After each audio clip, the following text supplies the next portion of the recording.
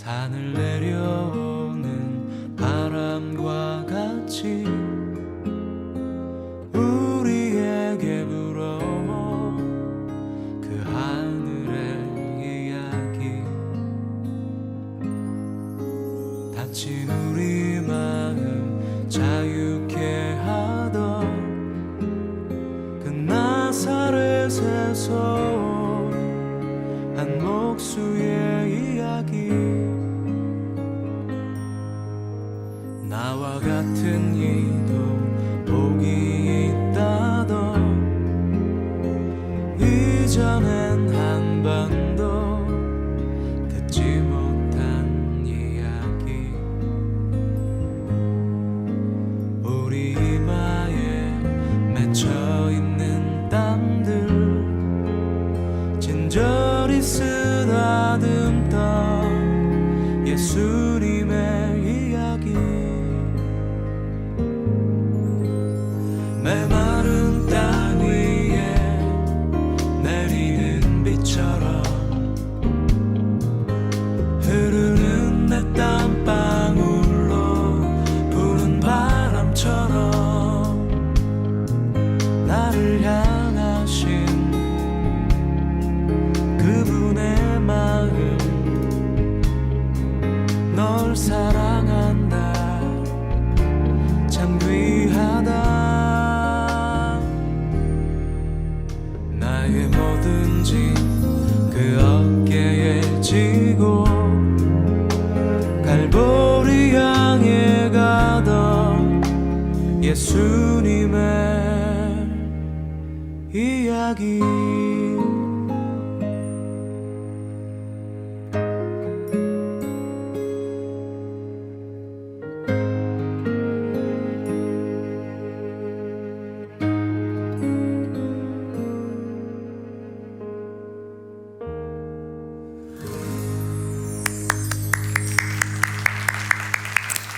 펀처치 배들께 오신 여러분들을 다시 한번 주님의 이름으로 환영하겠습니다. 지금은 우리 손주들이 어려서 이 게임이 통합니다.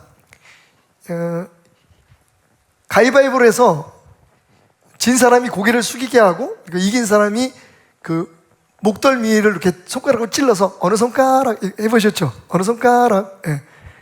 그러면 이제 아이들이 그걸 맞추는 거라는데, 사실은 돈도 안 들이고 아주 간편하게 할 수 있는 재밌는 게임이죠. 지금 6살, 5살 된 우리 아이들은 이 게임을 하면 너무 좋아요. 자꾸만 하자 그래요. 근데 여러분 놀라운 걸 제가 알게 됐는데, 우리 손주들이 천재인가 봐. 승률이, 그러니까 맞추는 확률이 100%예요.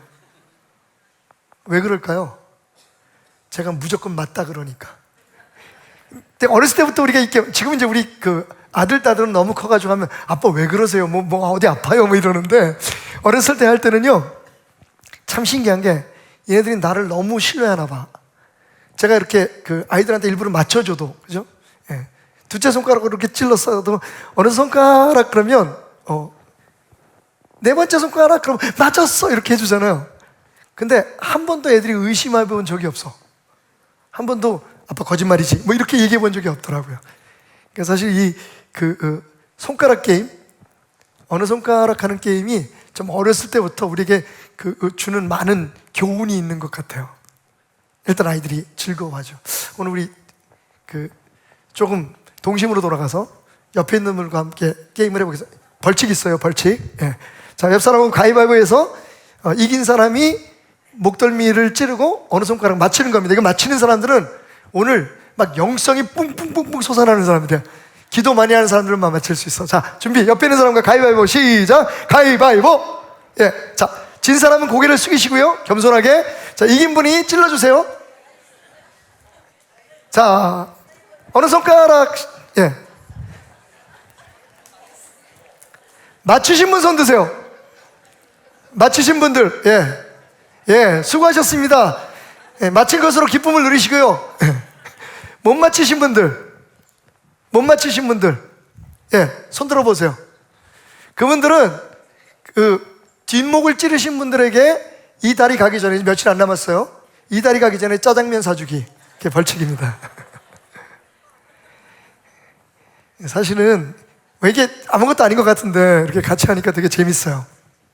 근데 여러분 오늘 말씀을 보면 비슷한 듯 다른 게임을 하고 있는 사람들의 모습이 등장합니다. 십자가를 향해서 가시기 전에 제사장의 뜰에 잡혀갔던 예수님을 심문하고 난 후에 기다리는 동안에 그 예수님을 지키는 사람들, 다시 말하면 성경에 보면 예수님을 잡아간 사람들이 누구냐면, 우리가 가끔 이렇게 혼동을 해요. 로마 병정들이 잡아갔을 것이라고 생각하는데, 성경에 보면 예수님을 잡아간 사람들은 어떤 사람들이냐면 그 성전을 지키는 경비대장을 비롯한, 그러니까 사실은 그 당시에 대제사장과 그리고 성전을 지키고 관리했던 경비병들이었어요. 그러니까 지금 오늘 우리가 읽었던 이 누가복음의 이 말씀도 역시 마태복음 26장에도 동일하게 등장하고 있습니다만, 누구냐면요, 성전을 지키는 사람들이었어요. 혹은 대제사장 집에서 경비를 서던 사람들이었죠. 이 사람들이 예수님의 눈을 가리고 예수님을 때립니다. 따귀도 때리고 뒤통수도 때리고, 그리고는요 조롱을 하듯이 이렇게 물어보죠. 누가 때렸게? 조금 아까 우리가 어느 손가락 그러고 물어봤듯이 마치 게임을 하듯이 누가 때렸는지 알아맞혀봐. 그러면서 뭐라고 얘기하냐면, 당신이 선지자라 그러지 않았어? 그럼 당신은 다 알 거 아니야. 눈을 가려서 누가 때렸는지 알 거 아니야. 누가 때렸는지 맞춰봐. 이러면서 예수님을 조롱했어요.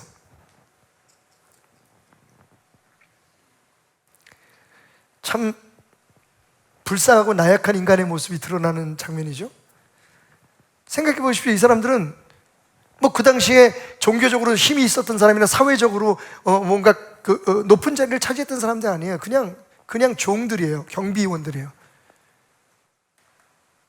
근데 예수님이 붙들려 오고, 상상을 해보세요, 여러분.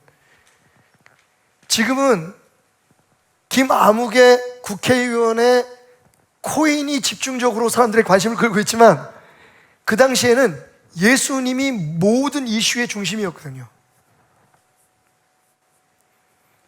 유월절을 맞이해서 예루살렘이라는 도시에 다 몰려든, 평소보다 한 40-50배 정도 많은 인구들이 지금 모여있는 그 예루살렘의 모든 사람의 시선이 어디가 있었냐면, 스스로가 하나님의 아들이라 주장하고 스스로가 메시아라고 주장하는 그 30대 초중반의 젊은 남자에게 쏠려 있었어요. 예수님. 그런데 그 예수님이 지금 내 앞에 초라한 모습으로 붙들려서 앉아 있는 거예요. 여러분 생각해 보세요. 그 경비원들이, 그 사람들이 예수님을 때리고 침뱉고 욕하면 그 사람들한테 무슨 유익이 있나요? 경제적으로 도움이 되겠어요? 혹은 그렇게 한다 그래서 사회적으로 뭐 어디 갑자기 높은 자리에 승진을 하겠어요? 이 인간의 사악함이 그대로 드러나는 장면이, 솔직히 말하면 제가 가만히 생각해 봐도 그 사람들이 누리게 될 어드밴티지는 하나인 것 같아요. 저녁에 술자리에서 친구들 모아놓고, 야, 내가 오늘 그 예수라는 사람 따귀를 때렸잖아. 이 사람이, 그거 가짜야, 가짜. 누가 때렸는지도 모르더라고. 뭐 기적을 행해? 물고기 2마리 보리떡 5개를 5,000명을 먹이고, 이 죽은 사람 살려? 야, 그거 다 뻥이야. 그거 내가 알고 보니, 야, 그런 사람이 어떻게 자기를 때린 사람도 못 알아보니? 못 알아맞혀. 그거 다 바보야, 걱정. 그거 다 거짓말이야. 그거 자기 자랑하고, 그죠? 내가 말이지, 그 예수라는 사람을 말이야, 이렇게 다뤘어. 그거를 과시하려고, 그 허세 때문에 지금 이 사람들은 아무 이익도 없는 그 불쌍한 젊은 남자를 희롱하고 있는 거예요. 생각해보면 이 사람은 집에 돌아가면 그냥 평범한 누구의 남편이잖아요. 그죠? 누구의 아버지고. 그 마음속에 무슨 뭐 기본적으로 사악함이 있었겠어요? 아니면 무슨 정말 그 못된 인간들이었겠어요? 그게 인간이라고요. 그죠? 누가 약해지거나 누가 나약해 보이면 그 사람을 공격함으로써 쾌감을 느끼죠. 마치 내가 우위에 있는 것처럼. 심각한 건 그게 우리한테 실제적으로는 아무런 도움이 안 돼요. 오히려 그분들도 집에 돌아가서 좀 미안해. 예수님 십자가에 못 박힐 때 좀 미안하지 않았을까? 아이, 저렇게 죽을 건데 우리가 좀 친절하게 대해줄 걸. 생각해보면 참, 아유, 안 된 사람들이라는 생각이 드는데, 근데 그보다 더 큰 문제는요, 그렇게 조롱을 당하고 그렇게 모욕을 당하면서 우리 예수님이 아무런 행동도 아무런 말도 하지 않고 계신다는 겁니다. 예수님이 하신 말씀이나 보인 태도를 깜빡 잊어버리고 기록하지 않은 게 아닙니다. 여러분, 오늘 본문 말씀과 연계된 마태복음 26장, 마가복음 14장 말씀을 봐도 여러분 분명히 예수님은 침뱉음을 당하고, 오늘 말씀 보세요. 이 외에도 많은 말로 욕하더라. 아마 그 당시에 예수님을 조롱하고 욕할 수 있는 그 주변에 많은 사람들에게 들으라고, 나 이런 사람이야, 예수님을 막 업신여기고 자기의 그 유의를 위해서, 잠깐의 허세를 위해서 예수님에게 함부로 대하는 그 사람들에게 예수님은요 아무 말씀도 하지 않으셨어요. 우리 같으면 어떻게 했을까요? 야, 교회 다닌다고 말이지 내가 바보인 줄 알아? 너 사람 잘못 봤어? 솔직히 우리는 예수님만큼 능력도 없어요. 예수님만큼 그런 힘도 없어요. 그럼에도 불구하고 이건 못 견딜 일, 참으면 안 되는 일 아닌가요? 저 사람들이 교회를 우습게 봐, 저 사람이 예수 믿는 사람들 우습게 봐, 저 사람들이 목사라고 장로라고 그냥 나는 다 참는 줄만 알아. 심지어는 한 걸음 더 나가서, 목사님, 우리도 뭐 법적으로 좀 뭘 한번 합시다. 우리가 내일 당해서만 되겠습니까? 물론 상황이나 또 환경의 경중에 따라서 우리가 대처해야 될, 적극적으로 대처해야 될 그런 일들이 있죠. 예수님도 그렇다고 해서 항상 입을 다물고 계셨던 건 아니잖아요, 그죠? 예수님이요, 그 당시 유대인들, 특별히 종교 지도자들에게 아주 상스러운 욕을 하십니다.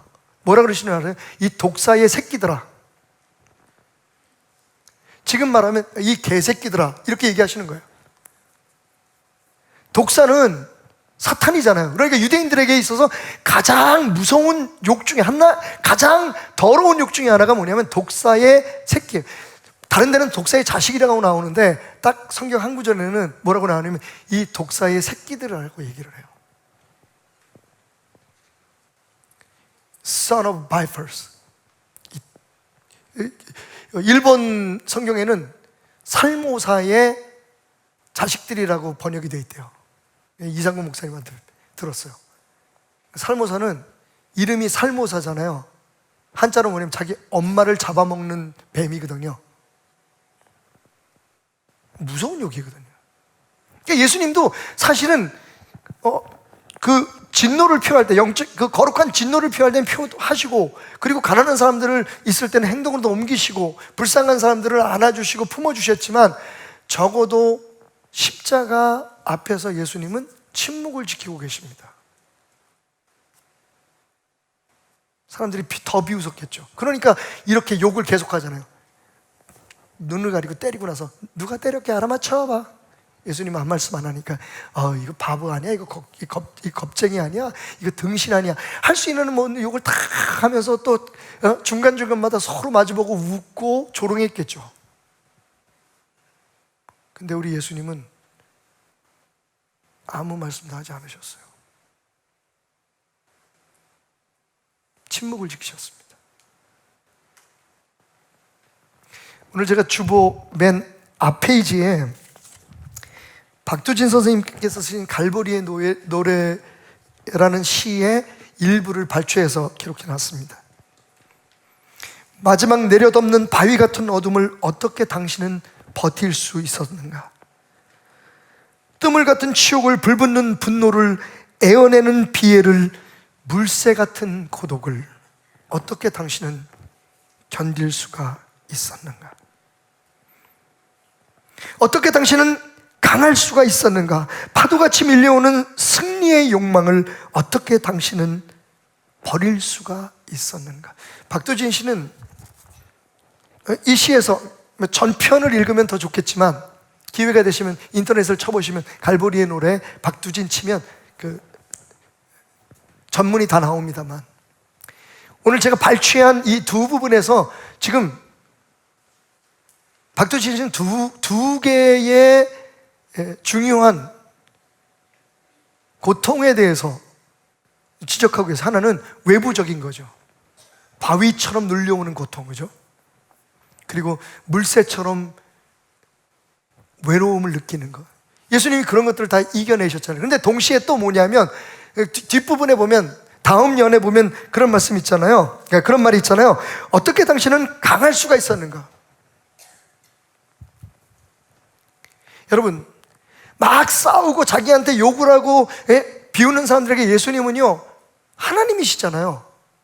죽은 자를 살리는 능력으로, 오병이어의 기적을 행하는 능력으로 그 사람들 정도는요, 그 사람들 뭡니까? 아무것도 아니에요. 예수님의 입장에 보면 정말 아무것도 아니에요. 그냥 확 엎어버릴 수도 있고, 이것들이 내가 누군 줄 알고 우리가 평소에 하는 것처럼 그렇게 할 수도 있어요. 근데 예수님은 그거를 참아내는 강함을 보이셨다는 거예요. 그럴 땐 참기가 더 어려운 거죠. 당장 내가 뭘 못해도 우리는 그러잖아요. 당신 지금 그거 책임질 수 있어? 지금 나한테 욕한 거야?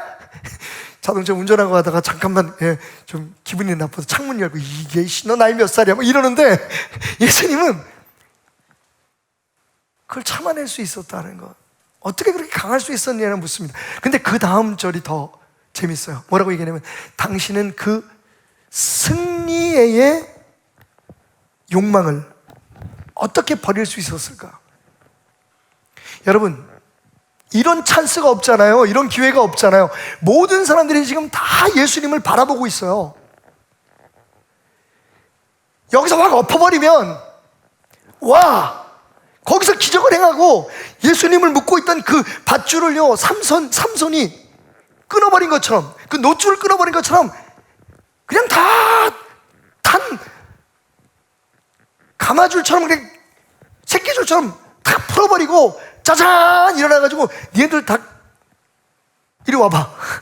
제압을 하고 기적을 베풀어서 그 사람들을 다 쓰러뜨리고 막 죽여버리면, 여러분 상상해 보십시오. 뭐 중국 영화에서 나오는 것처럼 무슨 무술의 고수가 팍! 그러니까 사람들이 휙 날아가 버리면, 여러분 모든 사람들, 와, 진짜 저분이 메시아였네, 저분이 하나님의 아들 맞네 라고 얘기하겠죠. 아니, 아주 간단하게 눈을 가리고 때린 사람이 누군지 알아맞혀 보세요. 너지 백발백중 알아맞히면 우리 손주들처럼, 여러분 사람들이 깜짝 놀랄 거 아니에요. 아, 이 사람 진짜 무슨 특별한 능력이 있나 보다, 이 사람 함부로 대하면 안 되겠다. 그러면 그 다음에 이어지는 욕이나 조롱을 하지 않을 거 아니에요. 근데 예수님께서 그걸 다 참으셨다는 거죠. 외적인 공격도 물론이지만 더 심각했던, 내 안에서 확 여기서 엎어버릴까? 내가 누군지 한번 보여줄까? 그런 확실한 승리의, 예수님 그러실 수 있는 능력이 있잖아요. 그 승리의 욕망조차도 예수님은 견뎌내셨다는 거죠. 왜?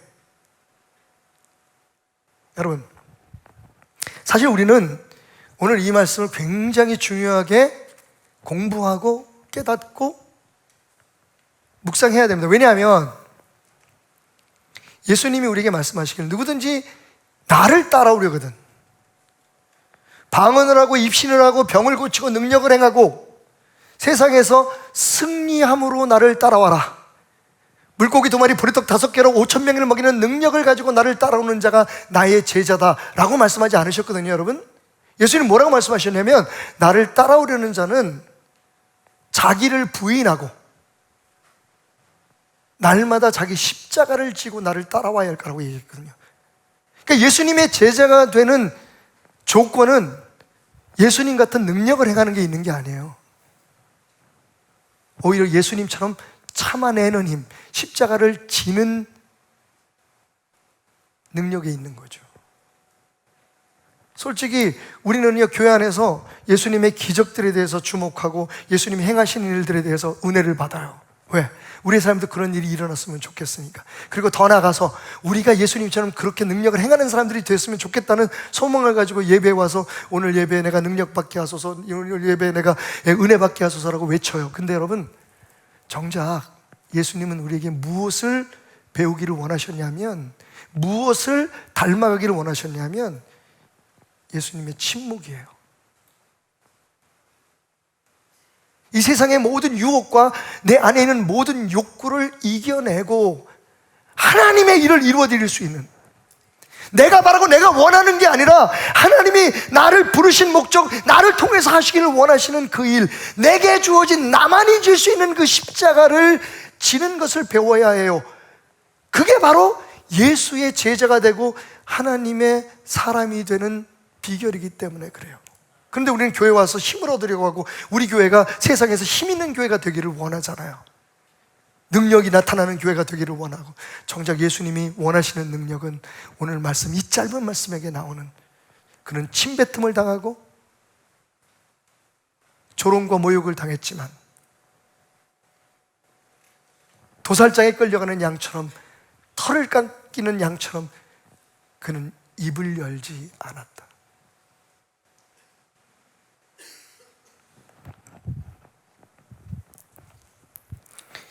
이 사건이 있기 700여 년 전, 이사야 선지자는 그날 예수님께서 우리에게 보여주시고 오늘 우리에게 가르치시는 그 침묵의 이유에 대해서 이렇게 이야기합니다.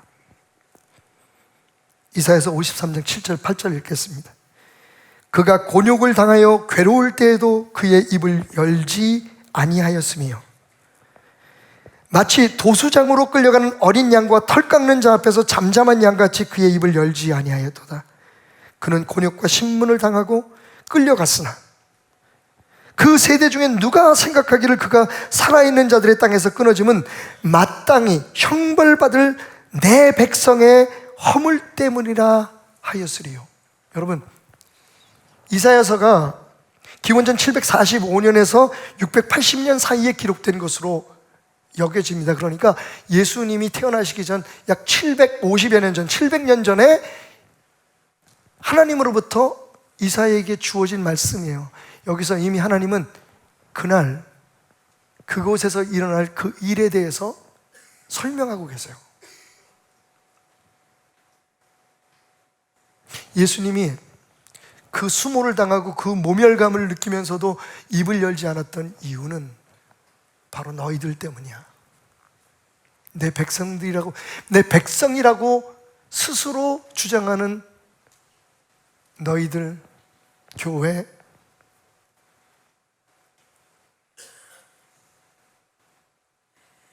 크리스찬들 때문이다. 근데 누가 그 세대의 것을 이야기하겠느냐? 근데 사람들이 그 얘기는 하지 않는다는 거예요. 거기에 대해서 중요하게 생각하지 않는다는 거예요. 오늘도 그분이 오셔서 우리의 병을 고쳐주시고 우리의 문제를 해결해 주시고 우리의 기도에 응답해 주시기를 바랄 뿐, 진짜 우리가 깊이 생각하고 따라야 할, 나를 위해 그분이, 하나님의 뜻을 이루기 위해 그분이, 영원히 죽을 수밖에 없는 우리들을 구원하기 위해서 그분이 참고 지셨던 그 십자가에 대한 의미를 그 누구도 얘기하려고 하지 않는다는 겁니다. 여러분, 제 말이 틀리는지 오늘 혹시 집에 가셔서 시간이 되시면 여러분들이 생각하는 대한민국의, 오늘 이 주일날 대한민국의 가능한 많은 교회의 설교 제목들을 한번 뽑아보십시오. 오늘 어떤 말씀이 선포되고 있는지. 아니, 전 세계도 좋습니다. 십자가를 이야기하고 그분이 참으셔야만 했고 그분이 견뎌내셨던, 우리가 본받아야 할 진정한 강함에 대해서 설교하는 교회가 몇 교회나 되는지,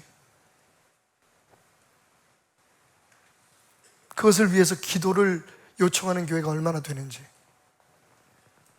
이기라고 가르치지, 누리라고 가르치지, 참으라고 가르치면 성도들은 더 이상 교회를 찾지 않을지도 모릅니다. 우리 베들교회 성도들은 달라요. 담임 목사를 닮아서 좀 똘끼가 있어가지고 진리에 대한 갈망이 있어서 그런지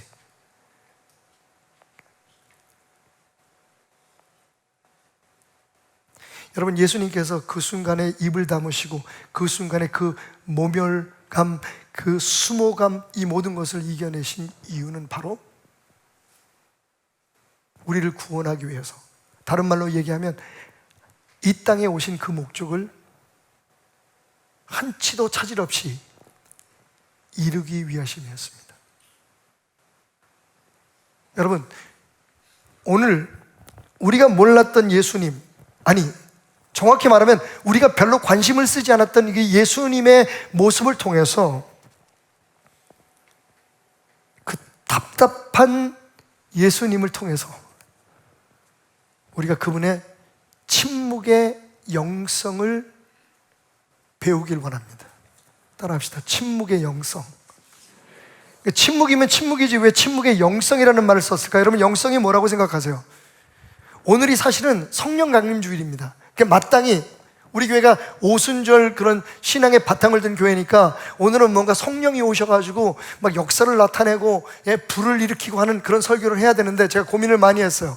근데 사실은요, 그거보다 더 중요한 게 뭐냐면 그날 그 성령의 불이 떨어졌던 이유, 성령의 역사가 나타나는 이유가 뭡니까?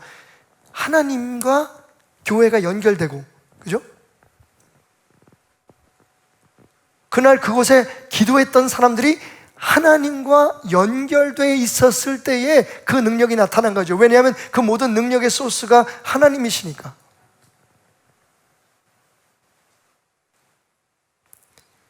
여러분, spirituality, 이 영성은요, 제가 이해하는 영성은, 제가 오순절교회 목사임에도 불구하고 제가 이해하는 영성은 어떤 능력을 행하거나 어떤 특별한 은사를 가지고 있는 게 아닙니다.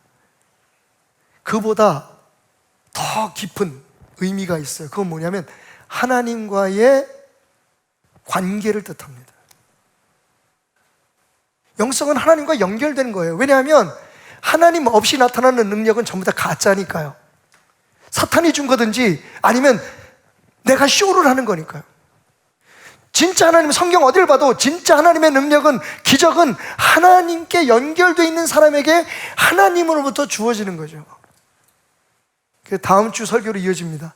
다음 주 설교 제목은 스트리밍 베델이에요. 여러분, 요즘 스트리밍 서비스 아시죠?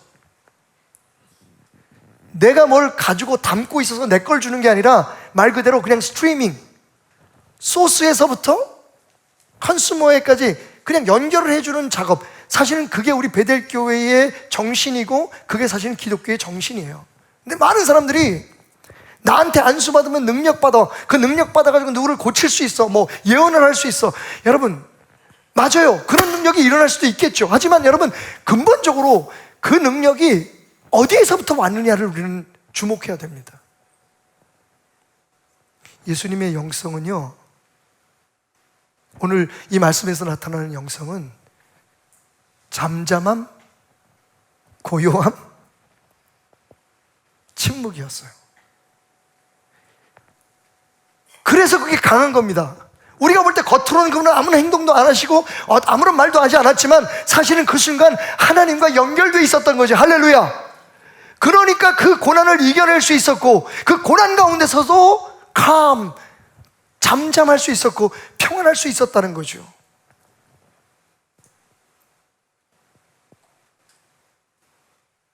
그 순간 예수님은 아무런 저항도 아무런 대항도 하지 않으면서 예수님은 가장 위대한 일을 이루실 수 있었던 거죠.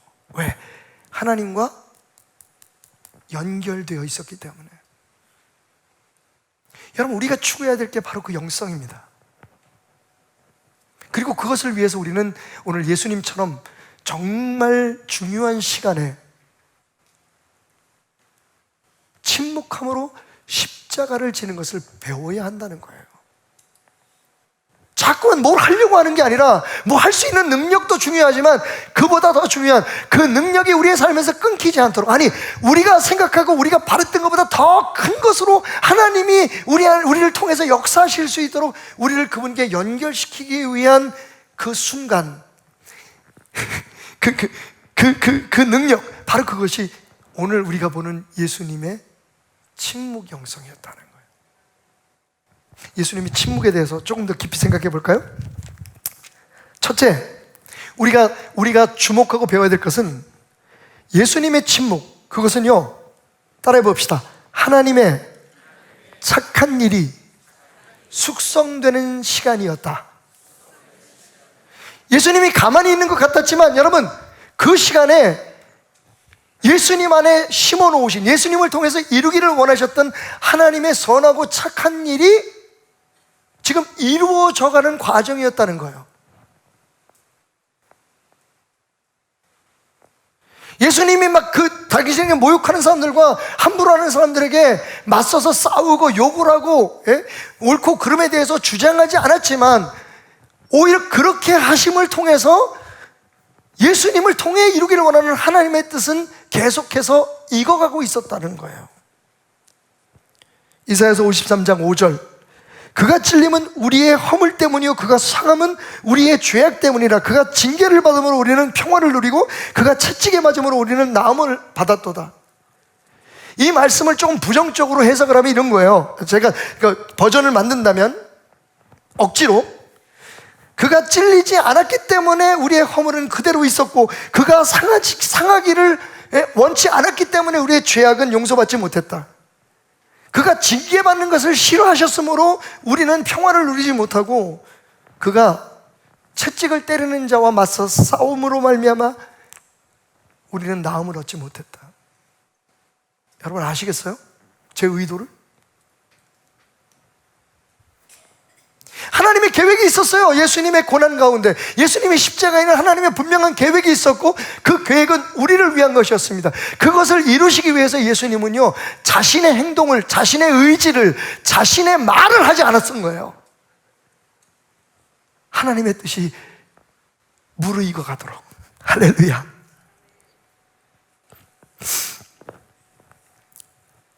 저는 이 말씀 보면서 욥을 생각했어요. 욥이 이런 말을 합니다. 그런데 내가 앞으로 가도 그가 아니 계시고 뒤로 가도 보이지 아니하며 그가 왼쪽에서 일하시나 내가 만날 수 없었고 그가 오른쪽으로 돌이키시나 배울 수가 없구나. 그러나 내가 가는 길을 그가 아시나니 그가 나를 단련하신 후에는 내가 순금같이 되어 나오리라. 내 눈에 보이지 않지만 지금 그분이 일하고 계시고 내가 만날 수 없지만 만질 수 없지만 그분은 지금 역사하고 계신다. 그분의 뜻대로 그분의 일을 내 삶에서 이루고 계신다는 거예요. 지금 보이지 않아도, 지금 답답하고 힘들어도 나는 분명히 안다. 마침내 그분이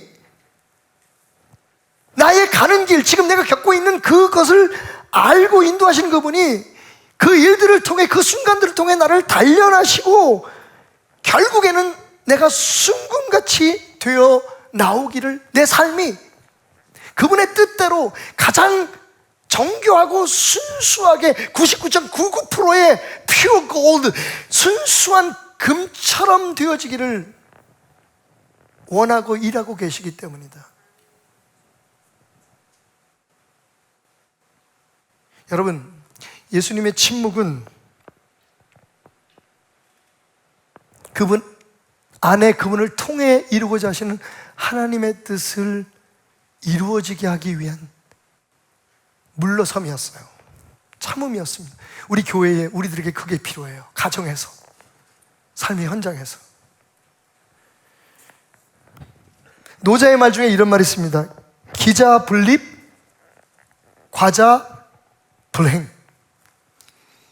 기자 분립이라는 말은 까치발로 서 있는 사람은 오래 서 있지 못하고 설 수 없고, 과자 분립, 성큼성큼 나 좀 보소서라고 말하면서 과시하고 허세 부리며 걸어가는 사람은 멀리 갈 수 없다.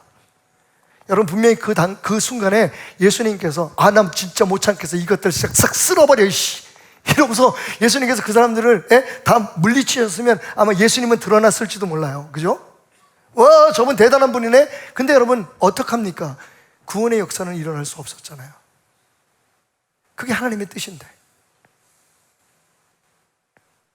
우리가 잠시 우리 자신을 드러내고 잠시 우리를 과시하기 위해서 예수님을 눈을 가리고 때리면서 욕을 했던 그 아무것도 아닌 허세를 부리는 사람처럼 저녁 술자리에 자기 일을 과시하고 사람들에게 자기 일을 나타내기 위해서 그런 행동을 했던 그 사람들처럼 잠시 자기를 드러내려고 하면 사람들이 오 대단해, 예수의 뺨 때렸다면 야 진짜 죽인다, 이렇게 얘기할 수 있었지만 여러분, 그 사람은 하나님의 일을 이룰 수는 없었을 거예요. 그래서 침묵이 필요합니다. 내가 침묵을 지킬 때 하나님은 나를 통해 일하시니까요. 두 번째로 예수님의 침묵을 한번 따라합시다.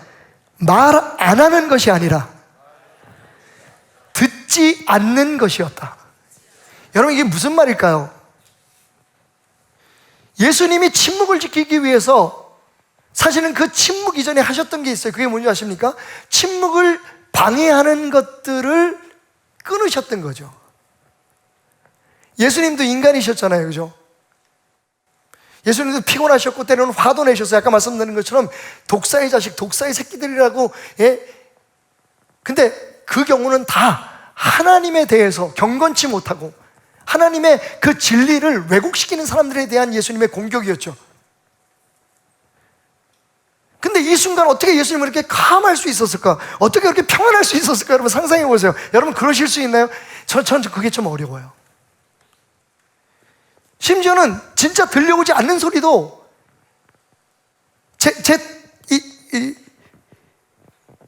아직도 죄성의 영향을 받고 있는 제 상상력 때문에 혹시 오늘 예배에 대해서 성도들이 뭐라고 얘기하는 거 아닐까? 내가 어떤 결정을 내리고 내가 행동한 것 때문에 혹시 우리 집사람이 나한테 뭐라고 얘기하지 않을까? 그냥 나 혼자 상상하면서 괜히 불안해요. 맞아요, 여러분. 제가 좀 그렇게 찌질해요. 대부분 그런 오해 속에서 우리의 관계가 깨어지고, 그죠?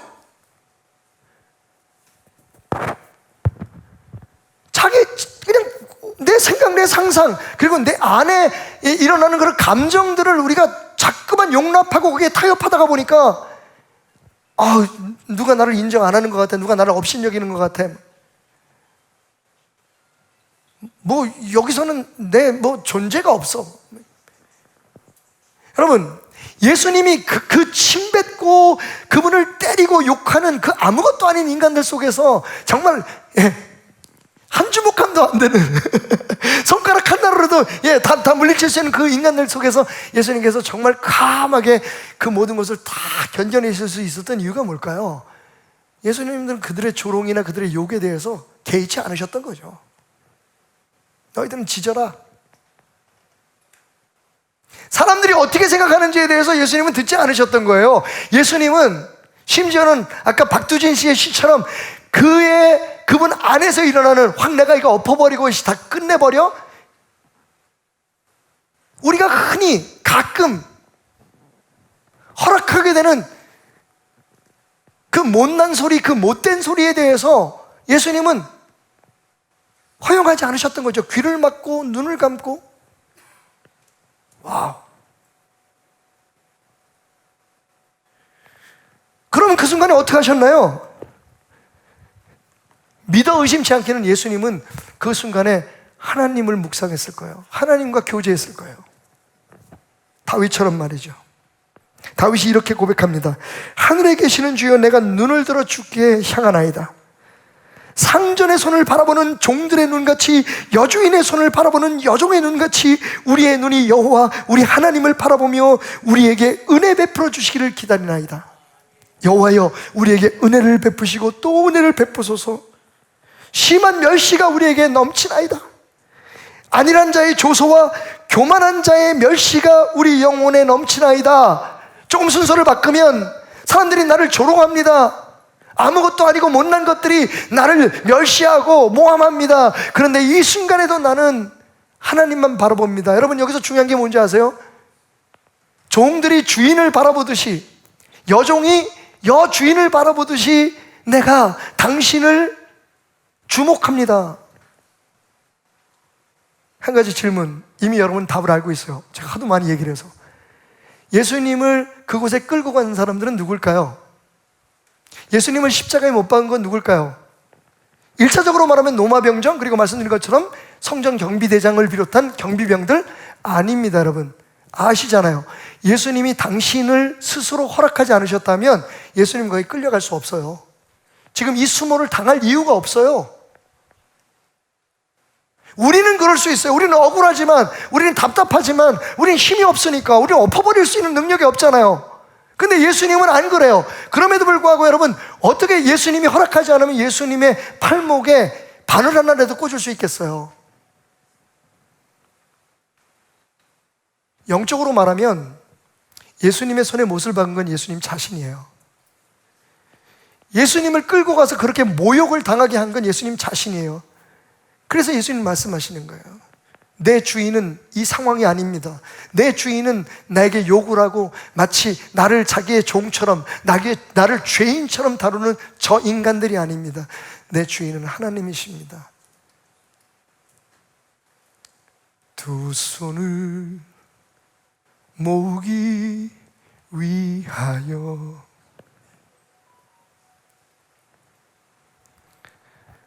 모든 것 손에서 놓았네. 여러분, 정말 우리가 하나님 앞에 기도하려면 우리 손에 붙들고 있는 것들을 놔야 되죠. 하나님 앞에 집중하는 방법은요, 세상의 유혹과 내 안에 들끓어오는 욕망의 소리를 듣지 않는 겁니다. 예수님의 침묵은 말하지 않고 행동하지 않는 게 아니었어요. 그걸 듣지 않으니까 맞서 싸우거나 거슬려 무엇인가를 주장할 이유가 없었던 거죠. 우리가 약한 점 중에 하나예요. 가정에서, 사회에서, 생활하면서 자꾸만 듣지 않아도 될 일들, 만나지 않아도 될 사람들, 자꾸만 그런 환경들을 만들어요. 그래서 우리는 침묵을 못 지키는 거예요. 하나님과의 그 평안한 교제를 놓쳐버리고 말아요.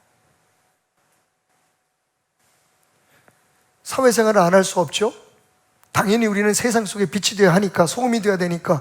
그런데 중요한 건 그렇게 세상 속에서 살아도 듣지 않는 훈련을 하셔야 돼요.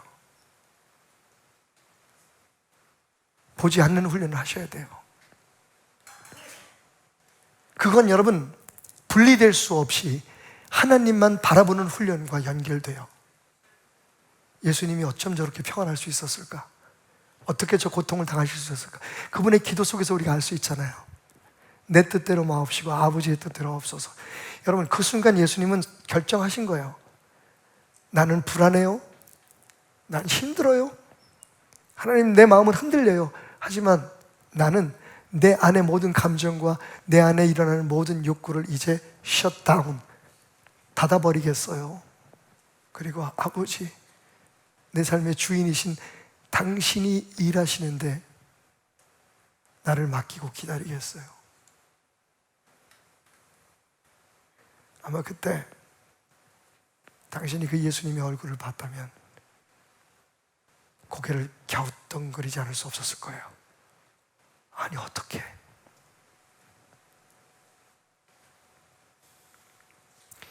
이삭에 대한 묵상을 해봤어요. 하나님께서 이삭을 모리아산에서 죽여 바치라고 말씀하셨을 때 여러분 말씀을 보면 참 재밌는 아브라함의 행동을 봐요. 3일 만에 도착한 그 산에서 아브라함은 진짜 지금부터 필요한 종들의 도움을 거절합니다. 너희들은 여기 있어라.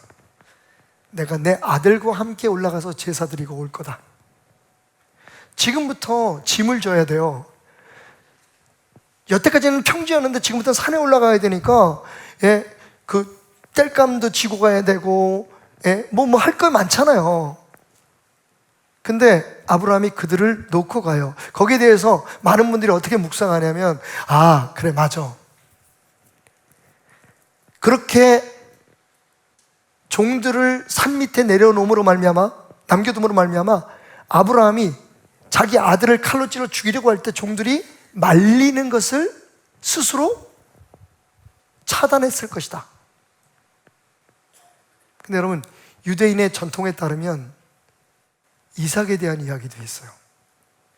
그래서 이삭이 묻죠. 아버지, 여기 뭐 땔감도 있고 다 있는데 그건 내가 지고 갈 텐데 근데 왜 바칠 양은 없습니까? 아마 이삭이 어느 정도 눈치를 챘는지도 모르겠어요. 그랬더니 아브라함이 씁쓸하게 이렇게 얘기하죠. 아들아, 바칠 양은 하나님이 준비하실 거야. 그리고 올라갔잖아요. 유대인들의 전통에 의하면 뭐라고 얘기하는지 아십니까? 그래서 아브라함이 이삭을 동아줄로 맵니다. 그리고 제단 위에 올려놓고 칼로 그를 내려 찌그러갈 할 때 이삭이 그렇게 얘기했대요. 유대인들의 얘기입니다. 아버지, 저를 더 꽁꽁 묶어주세요. 왜요? 지금 아버지는 120살, 130살이 다 됐습니다. 이삭이 그때가 한 26 정도 나이라고 우리가 추측을 해보면 여러분, 애가 아니에요. 아버지는 지금 120살, 130살의 노인입니다. 여러분, 칼로 찔러려고 그럴 때 안 피하겠어요? 그리고 자기도 자기는 모르는 거잖아요. 사람이 생존에 대한 욕구가 얼마나 강해요. 그래서 이스라엘 사람들은 그때 아브라함이 이삭을 찔러 죽일 수 있었던 것은, 물론 죽지 않았지만 그렇게 마지막까지 할 수 있었던 건 이삭이 아버지에게 이렇게 말했기 때문이다. 아버지, 저를 더 꽁꽁 묶어주세요.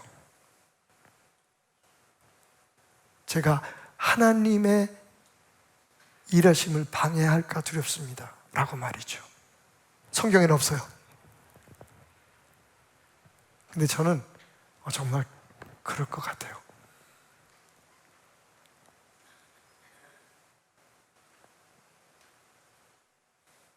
듣지 않아야 돼요. 가능하면 보지 않을 수 있으면 좋아요. 들어도 못 들은 것처럼, 보아도 안 보이는 것처럼 정말 주님의 뜻이 이루어지기를 간구하면서 거기를 집중하게 되면 여러분, 우리 입에서 불평도 사라지고 판단하고 정죄하는 것도 사라져요. 우리 안에서 들려오는 그 허다한 소리들, 그 감정들, 그리고 사람들이 평가하고 사람들과 자꾸만 비교하면서 내가 느끼는 그 모든 것들에서 나를 철저하게 차단하는 순간, 여러분 정말 어려운 일이지만 어떻게 하면 될까요? 우리도 이삭처럼 고백해야 되지 않을까요? 하나님, 저를 꽁꽁 묶어주세요. 그래서 우리가 예배를 더 열심히 드려야 되는 거예요. 여기 안 나오면 벼락 맞아서 죽어서가 아니라, 주일 예배 안 나오고 예배 참석 안 하고 기도 안 하고 말씀 안 보면 우리가 무슨 하나님 앞에 당장 축복의 끈이 끊어지고 벌 받을까 봐. 여러분, 그게 아니라 그렇게 우리는 묶음으로써 더 하나님에게 집중하고 우리의 평화를 깨고 우리의 잠잠함을 깨고 자꾸만 우리가 들리려고 하고 우리 스스로가 뭘 하고 있다는 것을 과시하고 주장하기 위해서 하는 행동들을 멈출 수 있기 때문이에요. 예수님의 침묵은 말하지 않는 게 아니라 듣지 않는 거였어요. 그러니까 예수님은 아무런 행동도 하실 필요가 없었던 거죠. 그 무엇도 예수님을 하나님의 말씀대로 순종하기 위해 기다리고 인내하는 것을 방해할 수 없었을 테니까요. 마지막 세 번째로, 예수님의 침묵은, 한번 따라 합시다. 예수님의 침묵은 하나님과 함께하는 가장 안전한 공간이었습니다. 지난주에 우리가 그 벤슨 카란자 목사님을 통해서 여러분 많은 은혜 받으셨죠? 만약 은혜를 못 받으셨다면 제가 통역을 잘못해서 그런 거니까 용서해 주십시오. 잊혀지지 않는 말이 있죠. 저는 그 긴 설교 가운데 제가 통역을 하면서도 놓치지 않았던 게 있어요. 그게 뭐냐면, 하나님이 없는 가나안 복지보다 하나님과 함께하는 빈 사막이 더 좋습니다라는 고백이었어요. 그게 영성이라고 말씀드렸죠. 하나님을 통해서 우리가 뭘 이루고 내가 잘 돼서 그걸 사람들 앞에 과시하는 것이 우리의 목표가 아니라 하나님과 함께하는 게 우리의 목표예요. 하나님이 축복이고 하나님이 우리의 전부입니다. 그게 지금 세상 사람들이 축제로 기념하고 있는 이 기간에 오신 그분의 신앙과 다른 거예요. 사실 그분은 그렇게 얘기하지 않을 수도 있어요. 근데 사람들은 그렇게 생각하지 않아요. 정성을 들이고 선하게 살고 해서 착하게 태어나고 벌레로 다시 태어나지 않고 지옥에 가지 않고 우리와 유사한 점들이 있지만 확실히 다른 건 거기는 내가 뭘 자꾸만 해야 된다고 가르쳐요. 비우라고 얘기하면서 사실은 비우는 게 아니라 자꾸만 뭐를 채우라 그래요. 나는 비우지만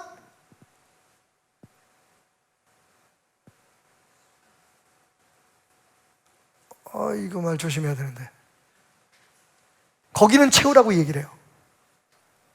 저는 교회도 그러면 안 된다고 생각해요. 교회도 비우고 목사도 비우고 성도들도 비워야 돼요. 비우라고 하는 게 욕심을 버리고 하는 게 아니에요. 오히려 우리의 비움은 빈 유리병을 여러분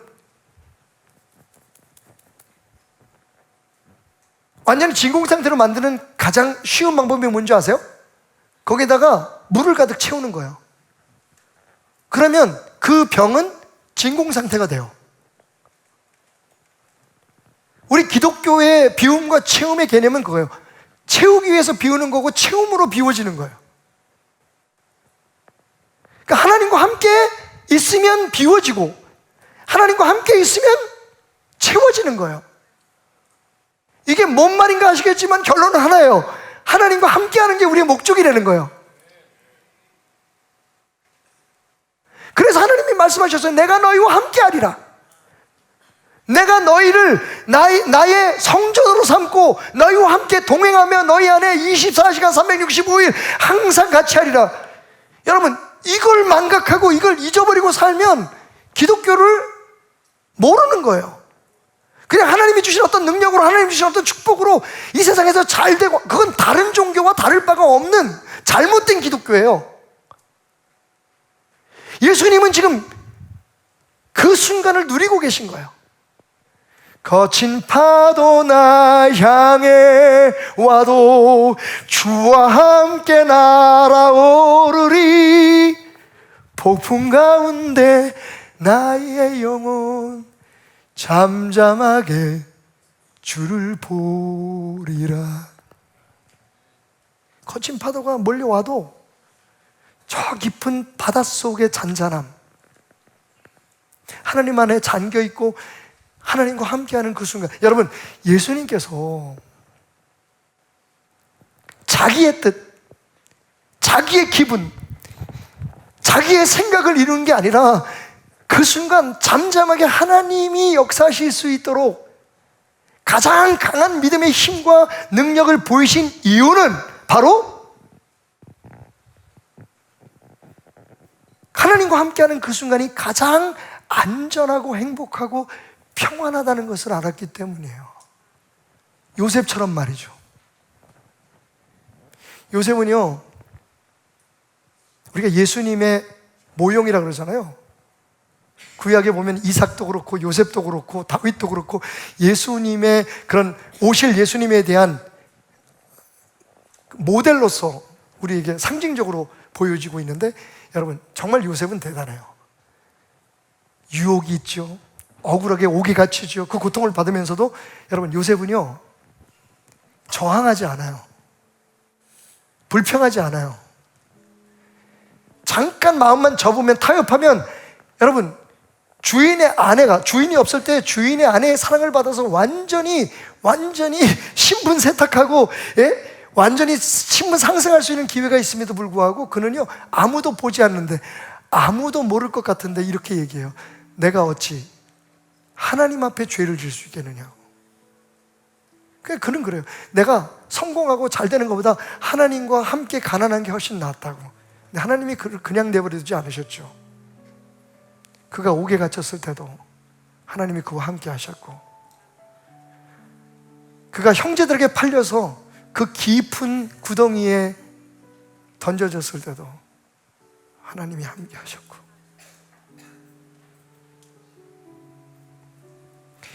예수님의 침묵은 침묵함으로, 내가 생각하는 대로, 내가 느끼는 대로 행동하지 않음으로 말미암아 하나님이 나와 함께 하실 수 있도록 그분을 초청하고 그분과 함께하는 시간들이었던 거죠.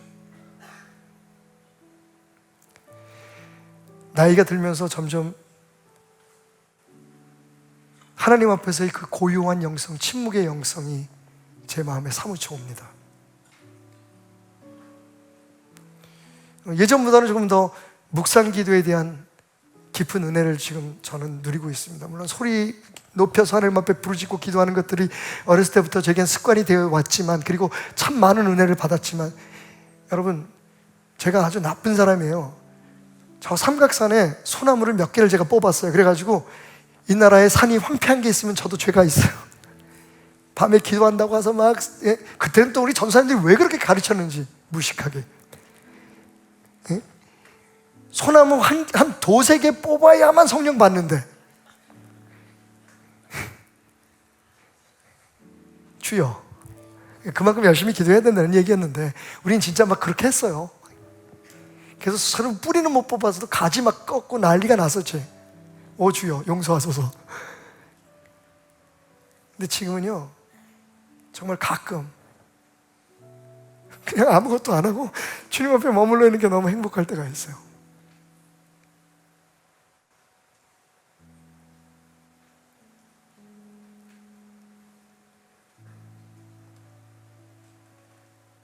여러분 알고 계십니까? 이 세상에 태초부터 있었던 최초의 언어는 말이 아니었어요. 침묵이었습니다. 창세기 보세요. 태초에 하나님이 천지를 창조하시니라. 땅은 흑암 가운데 있었고, 그죠? 모든 것이 공허했다. 쉿! 아무도 말하지 않았어요. 하나님이 첫째 날, 역사가 시작하는 그날 딱 한마디 하셨어요. 여러분 몇 마디요? 하나님은 40분 설교하지 않으셨습니다. 여러분 딱 한마디 하셨어요. 빛이 있어라. Let there be light. 여러분 그 말 딱 한마디 1초? 시계 없다. 빛이 있어라 딱 1초 하신 다음에, 그 다음에 23시간 59분 59초를 또 침묵하셨어요.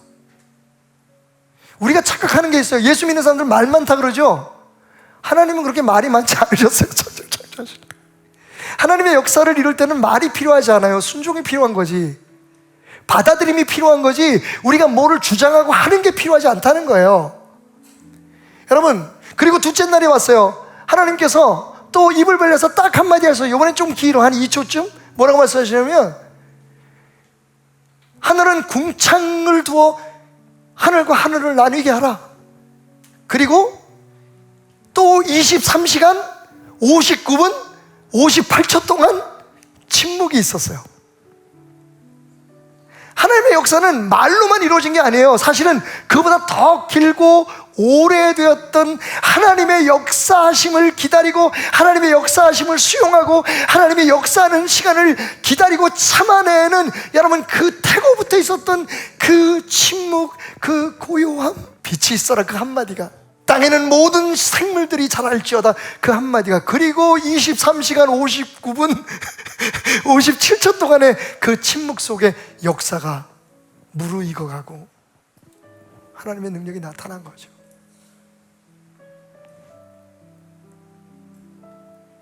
오늘 이 영성이 우리가 몰랐던, 아니 모르진 않았지, 하지만 별로 관심을 두지 않아서 잘 느끼지 못했던 그 예수님의 그 강력한 능력이 여러분과 함께 하길 바랍니다. 때로는 너무 불안하고 조급한 여러분의 마음에 끌려서 막, 아유 목사님 죽겠어요, 하나님 나 좀 살려주세요, 어디 계세요, 이런 시간보다 그냥 하나님을 신뢰하고 예수님처럼 잠시 머물러서, 그럼에도 불구하고 지금 역사하시는 하나님을 저는 기다립니다. 지금 이 시간이 가장 행복함을 고백합니다. 그 침묵의 영성 속에 당신을 통해 역사하시는, 당신을 순금처럼 빚어내시는 하나님을 경험하기를 주님으로 축원드립니다. 얘기 안 나하고 마칠게요. 죄송합니다. 제가 이 체험의 환경이 그렇게 넓지 않아서 매일 집 얘기만 하는데 양해해 주시고 좀 들어주시기 바랍니다. 우리 아들이, 성산이가 이제는 뭐 결혼을 해서 이제 아이도 생기고 참 많이 컸죠. 근데 성산이가 어렸을 때 학교에서 숙제를 하나 내줬어요. 그게 뭐냐면 올챙이 키우는 거. 그래서 올챙이를 이렇게 몇 마리 이렇게 조금만 병원에 가져와서 이제 그걸 관찰 일기를 쓰는데, 어느 날 갑자기 저한테 그러는 거예요. 아빠, 올챙이는 왜 꼭 개구리가 되어야만 해? 아버지 닮아서 이게 머리가 좋은 거야. 그 상상력을 누가 따라가겠어? 근데 이제 솔직히 말해서 저는 허걱했죠. 아니 이걸 뭐라고 대답해 줘야 되지? 너무 당연한 얘기인데 아마 그 아이의 머릿속에는 그런 거. 세상에 진짜 많은 개구리 알이 있고 많은 올챙이들이 있는데 이 올챙이 꼭 개구리가 되지 않고 이게 무슨 도룡뇽이 되고 뱀도 되고 뭐 용도 되고 혹은 사슴도 되고 이러면 참 얼마나 좋을까 뭐. 그러니까 여러 가지 그렇잖아요. 지금 눈에 보이는 거는 요만한 알인데 조그만 생물체인데 이게 뭘까 될지 어떻게 알아? 그런데 나중에 크고 나면 꼭 개구리가 되더라고. 그러니까 제가 그건 말이지라고 더듬고 있으니까 다시 질문하듯이 저한테 이렇게 말하는 거예요. 혹시 그것밖에 될 수 없어서 그런 거 아니야, 아빠? 정답. 누구 닮았다고요? 정답. 걔도 뭘 말하는지 몰랐을 건데 정리가 된 거예요. 무슨 얘기냐면 올챙이는 개구리가 되기 위해서 존재하는, 그죠? 개구리 새끼예요. 그러니까 올챙이는 딴 게 될 수가 없어. 제가요, 최근에 다시 아들의 이야기를 통해서 십자가의 의미를 깨달았답니다. 어렸을 때 그렇게 얘기했던 그 아들이 얼마 전에 이제 아이가 결혼을 하게 돼서 며느리를 데려오고 정말 행복한 순간이었죠. 그래서 이제 온 김에 우리 딸내외도 앉혀놓고 이제 저하고 집사람이 심각한 얘기를 했어요. 이미 애들은 알고 있겠지만 그래도 못을 박아야 될 것 같아서, 얘들아, 엄마 아빠는 베델교회에서 너무 큰 은혜를 받고 우리뿐만 아니라 너희들까지도 성도들의 기도와 은혜 가운데 살았기 때문에 모든 걸 다 교회에 바치고 빈손으로 은퇴하려고 한다. 그래서 말인데 너희들에게 줄 게 아무것도 없단다. 한마디로 이런 거죠. 니들이 알아서 살아야 돼. 그때는 집사람이요, 그 틈을 이용해서 이렇게 얘기합니다. 우리는 너희들한테 줄 게 없지만 엄마 아빠 은퇴하면 니네가 돈 벌어서 엄마 아빠 선교비 돼야지. 우리 아들이 그 어렸을 때 올챙이는 그렇게 될 수밖에 없어서 개구리가 된다고 얘기했던 그 아이가 저한테 이렇게 얘기하는 거예요. 그래서 아빠는 목사밖에 할 수 없는 거예요. 그런 아빠를 존경합니다. 제가 와락 눈물을 흘릴 뻔했어요. 기분도 좀 안 좋긴 했어. 어떤 부분. 이 새끼가 내가 목사만, 나 밖에 나서 장사해도 돈 벌 사람이야. 왠지 모르게 나의 능력을 인정해주지 않은 것 같았지만 저는 아들의 마음을 알았어요. 여러분, 이보다 더 큰 칭찬이 어디 있겠습니까? 아빠는 천생 목사야. 그냥 목사만 하다 가세요. 왜냐하면 아빠는 목사밖에 할 게 없기 때문에 그래. 이상하죠, 여러분? 왜 교회가 용이 되고 뱀이 되고 사자가 되고 곰이 되려고 합니까? 예수 안에서 새로운 피조물 된 우리는 예수쟁이밖에 될 수가 없는 거예요. 근데 왜 다른 게 됩니까, 자꾸만? 우리 안에 성령이, 우리 안에 그 예수의 DNA가 올챙이 안에 개구리의 DNA가 있는 것처럼, 그래서 개구리밖에 될 수 없듯이 우리는 당연히 예수의 제자가 될 수밖에 없는데, 여러분 왜 우리는 그렇게 못 될까요? 새삼스럽게 여러분에게 이렇게 선포하면서 설교를 마치려고 합니다. 여러분은요, 제대로 돼야 예수의 제자예요. 그리고 그렇게 돼야 그게 맞아요. 왜냐하면 여러분은 예수님의 제자밖에는 될 수 없는 존재니까요. 우리가 그걸 잊어버리면 안 됩니다.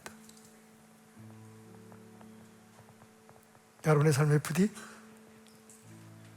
하나님과 함께하는 그 시간이 더 길어지기를, 내 힘으로 내 능력으로 살려고 하는 게 아니라 하나님이 주신 어떤 힘으로 세상에서 높아지려고, 나를 자랑하려고 하는 게 아니라 나를 통해 그분의 이름이 영광 받으시도록, 나를 통해 그분이 역사하실 수 있도록.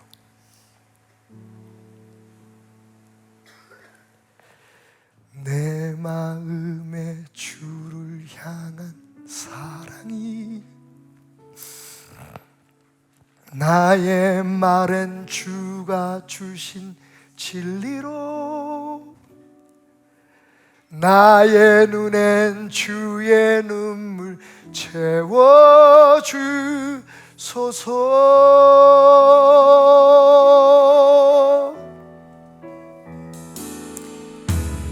내 입술엔 찬양의 향기가, 아멘. 두 손에는 주를 달 섬김이, 나의 삶에 주의 흔적 남게 하소서. 여러분들 자리에서 일어나서 함께 찬양할까요? 하나님의 사랑이 영원히 함께하리, 십자가의 길을 걷는 자에게, 순교자의 삶을 사는 이에게,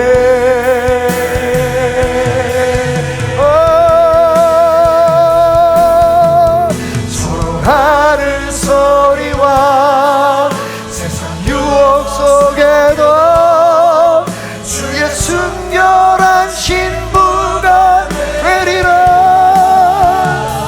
내 생명 주님께 드리리. 아멘.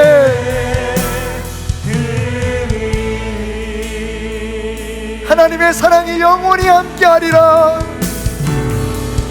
하나님의 사랑이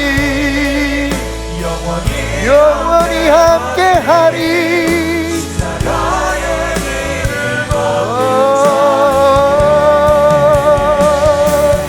아멘.